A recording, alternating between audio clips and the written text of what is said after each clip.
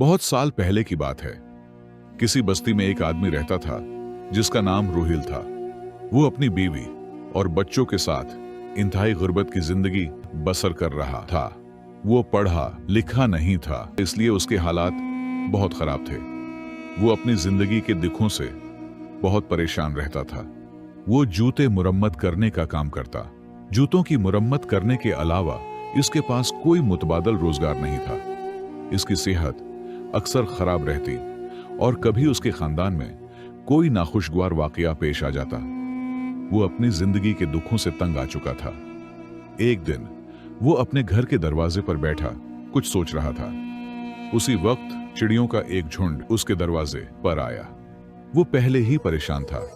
चिड़ियों को देखकर इसने उन्हें भगाना शुरू कर दिया। सारी चिड़ियां उसके दरवाजे से दूर हो गई। वैसे भी रोहिल की ये आदत थी कि जब भी वो किसी जानवर को अपने घर के आसपास देखता, उसे झिड़क कर भगाने लगता। दरवीशों और अल्लाह के बंदों को देखकर वो कभी उन्हें सलाम नहीं करता था, बल्कि मुंह मोड़कर वहां से चला जाता था।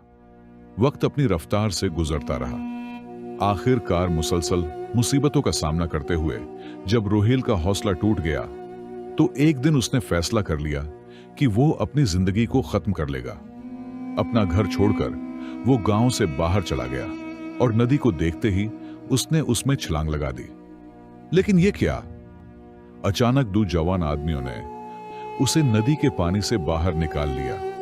दरअसल जब वो नदी में छलांग लगा रहा था, वहां एक दरवीश और उसके दो शागिर्द बैठे थे। रोहिल को नदी में छलांग लगाते देखकर दरवीश ने अपने शागिर्दों को हुक्म दिया और उसे पानी से बाहर निकाल लिया गया। दरवेश ने उसे समझाते हुए कहा कि यह जिंदगी बहुत कीमती है, तू इसे इस तरह क्यों बर्बाद कर रहा है? आखिरकार जब वक्त पूरा हो जाएगा तो तुझे इस धरती को छोड़ना ही पड़ेगा। रोहिल ने कहा कि मैं अपनी जिंदगी की परेशानियों से तंग आ चुका हूं। मुझे समझ नहीं आता कि मेरा अच्छा वक्त आखिर कब शुरू होगा।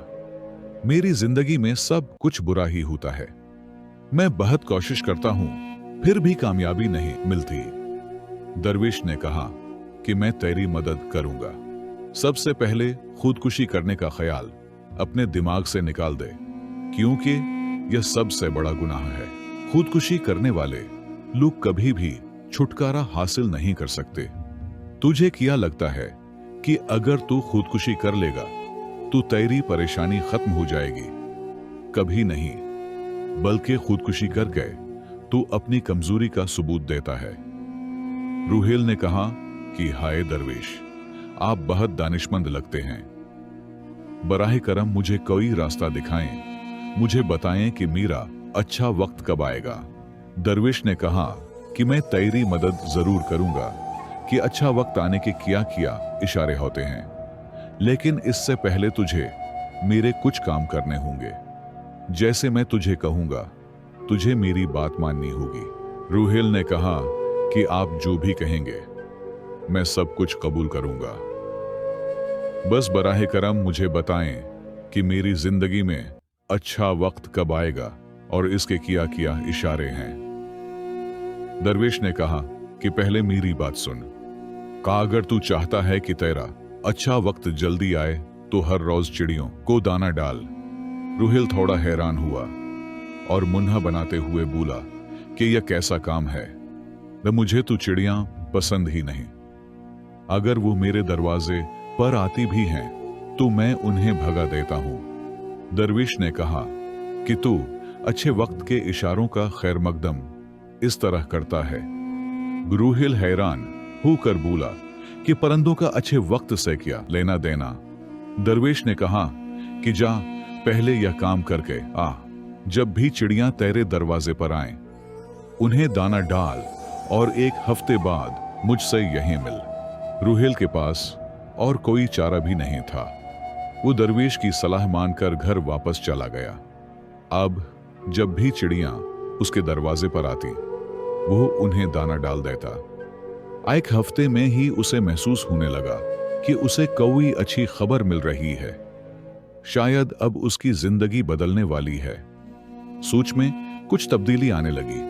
एक हफ्ते बाद जब वो दरवेश से दोबारा मिला तो उसने कहा कि उसने चिड़ियों को दाना देना शुरू कर दिया है और अब उसे कुछ अच्छी खबरें भी मिलने लगी हैं। दरवेश ने उसे समझाया कि कई बार लोग अपने दुखों और गुस्सा में अपनी जिंदगी में आने वाले अच्छे इशारों को दूर कर देते हैं। जिंदगी में कुछ गैर मुतवक्का चीजें होती हैं जिनका असर यह जाहिर करता है कि जिंदगी में अच्छा वक्त जल्द आने वाला है। रूहेल ने कहा कि ए दरवेश, मेरी मदद करें, मैंने अपनी जिंदगी में जिल्लत के सिवा कुछ नहीं देखा। यह बात सुनकर दरवेश ने उसके सामने कुरान की कुछ आयत पढ़ी। रूहेल ने वो सारी आयत अदब व एहतिराम से सुनी और कहा, इन आयत का मतलब मुझे भी समझा दी। दरवेश ने कहा, इन आयत का मतलब यह है कि ए अल्लाह, बादशाही का मालिक सिर्फ तू ही है। तू जिसे चाहे सल्तनत और इज्जत दे दे, जिसे चाहे जिल्लत दे दे। भलाई सिर्फ तेरे ही हाथ में। बेशक तू हर चीज पर कादिर है। फिर दरवेश कहने लगा कि आइंदा चाहे तुझ पर कैसी भी आजमाइश आ जाए, तू सब्र से काम लेगा। रूहेल ने दरवेश से वादा कर लिया और बरगद के दरख्त के नीचे बैठ गया जहां वो जूते मुरम्मत करता था। वो हर वक्त यह आयत पढ़ता रहता, ऐ अल्लाह, बादशाही का मालिक तू ही है। तू जिसे चाहे इज्जत देता है, तू जिसे चाहे जिल्लत देता है और तू हर चीज पर कुदरत रखता है। जब वो चिड़ियों की चहचहाहट सुनता तू हंसता और कहता, वाह भाई, तुम्हें भी यह आयत याद हो गई। कई दिन गुजर गए, लेकिन अचानक रूहेल पर मुसीबत आ पड़ी। अल्लाह ने अपने इस बंदे को एक बार फिर आजमाने का फैसला कर लिया। कई दिनों से कोई गाहक उसके पास जूते मुरम्मत करवाने नहीं आया। उसके पास जो थोड़े से पैसे थे, इनसे उसने बाजार से आटा खरीदा और कुछ दिनों का खाना बनाया। वह हर रोज अपने काम पर जाता, बरगद के दरख्त के नीचे बैठता और गली की तरफ देखता कि शायद कोई गाहक आ जाए, मगर न कोई गाहक आया, न कोई काम मिला। जल्द ही उसका आटा भी खत्म हो गया। चिड़ियां जो उसके पास रोटी मांगने आती थीं, वो भी खाली हाथ लौटने लगी। एक दिन वो भूखा काम पर गया, सारा दिन पानी पीकर गुजारा। उसे अपनी बीवी और बच्चों की फिक्र सताने लगी जो घर में भूखे थे। शाम को वो खाली हाथ घर लौटा। घर में अनाज का एक दाना भी न था और सब भूखे सो गए। 2 दिन और गुजर गए। सबने सिर्फ पानी पिया, खाने को कुछ न मिला। घर वाले भूख से निढाल हो चुके थे। न घर में कोई ऐसी चीज भी ना बची जिसे बेचकर खाना खरीदा जा सकता। नायक शाम रूहेल की बीवी बहुत परेशान हुई। वो अपने बच्चों को भौंक से रोते नहीं देख सकती थी। जब रूहेल घर आया तो बीवी रोते हुए बोली, अगर आज बच्चों ने कुछ ना खाया तो वो मर जाएंगे। वो 4 दिन से उनके पेट में कुछ नहीं गया। यह बेगुनाह बच्चों का किया कसूर है। बीवी ने कहा, आप सामने वाले पड़ोसी के घर जाएं। आज वहां दावत है, हलाल पक रहा है। आप उनसे कुछ खाना या पैसे मांग लें ताकि बच्चों का पेट भर जाए। रूहेल उदास बैठा था। उसने कहा, हमारा पड़ोसी बहुत कंजूस है। वो गरीबों की मदद को जुर्म समझता है। मैं किसी का एहसान नहीं मांगना चाहता, लेकिन बच्चों की यह हालत देख कर रहा नहीं जाता। अगर तुम कहती हो तो मैं जाता हूं, शायद अल्लाह उसके दिल में रहम डाल दे। रूहेल पड़ोसी के घर गया, उसे सलाम किया और कहा, साहिब, मैं भीख मांगने वाला नहीं हूं, लेकिन 4 दिन की भूख ने मुझे मजबूर कर दिया। मेरे बच्चों के लिए कुछ खाना या पैसे दे दी। जब मेरे पास पैसे होंगे मैं वापस कर दूंगा, या फिर कुछ खाना ही दे दी ताकि मैं अपने बच्चों की जान बचाऊं। अगर यकीन न आए तो मेरे घर आकर देख लें, बच्चों की हालत बहुत खराब है। पड़ोसी ने तकब्बुर से हंसते हुए कहा, तू बड़ा चालाक है। हलाल पकता देखकर सोचा कि मांग कर खा लूं। वो पड़ोसी बहुत जालिम था। उसने रूहेल को धक्का दिया, जिससे वो दीवार से टकराया और उसके माथे से खून बहने लगा। तो रूहेल चकरा कर जमीन पर गिर पड़ा। उसमें इतनी ताकत न थी कि वो लड़ सके। पड़ोसी के नौकरों ने उसे धक्के मारकर बाहर फेंक दिया। वो जमीन पर गिरा, फिर मुश्किल से उठा और लड़खड़ाता हुआ गली में चलने लगा। उसका माथा जख्मी था, खून बह रहा था, लेकिन वो इस हालत में घर नहीं जाना चाहता था, क्योंकि उसके बच्चे और बीवी उसका इंतजार कर रहे थे। चलते चलते उसे एक मस्जिद नजर आई। वो मस्जिद में गया, अपने कपड़ों से गर्द झाड़ी, माथे का जख्म साफ किया, मुश्किल से वुजू किया और नमाज पढ़ने लगा। नमाज के बाद वो अल्लाह के हुजूर रो पड़ा और अपने गुनाहों की माफी मांगने लगा। वो रोते रोते वही आयात दोहराए जो उसे दरवेश ने सिखाई थी। ऐ अल्लाह, बादशाही का मालिक तू ही है। तू जिसे चाहे इज्जत देता है, तू जिसे चाहे जिल्लत देता है, और तू हर चीज पर कुदरत रखता है। इतने में एक ताजिर मस्जिद में आया। उसने रूहेल की दुआ सुनी और उसके दिल पर गहरा असर हुआ। ताजिर ने रूहेल को सलाम किया और कहा, मैं एक ताजिर हूं। मैं इस शहर में अपना सामान लेकर आया हूं, लेकिन मेरा साथी मर गया। मुझे एक ईमानदार साथी की जरूरत है। अगर तू मेरे साथ काम करे तो मैं तुझे पूरा हक दूंगा। बस ईमानदारी से काम करना। रूहेल ने अल्लाह का शुक्र अदा किया, क्योंकि उसकी दुआ सुन ली गई थी। उसने ताजिर के साथ काम करने का वादा किया। ताजिर ने उसे कुछ पैसे दिए और कहा, यह पैसे रख लो, तुम्हें जरूरत नजर आती है। हम कल से काम शुरू करेंगे। रूहेल ने उन पैसों से खाना खरीदा और घर ले गया। सबने मिलकर खाना खाया और अल्लाह का शुक्र अदा किया। अगले दिन से रूहेल ने ताजिर के साथ काम शुरू किया। ताजिर ने बाजार में एक दुकान किराए पर ली, जहां वो चमड़े का सामान लाता और रूहेल उसे बेचता।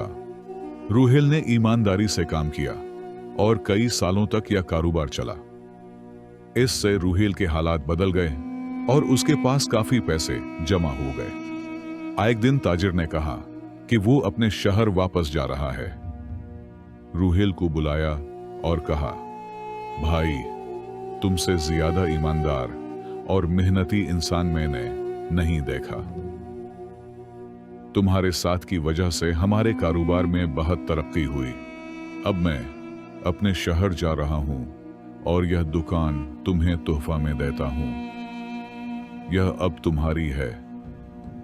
बस मुझे अपनी दुआओं में याद रखना। ताजिर ने दुकान रूहेल के नाम कर दी और अपने शहर चला गया। रूहेल ने दुकान संभाली और अपना कारोबार फैलाया। अल्लाह ने उसके कारोबार में बरकत दी और वो शहर का सबसे अमीर आदमी बन गया।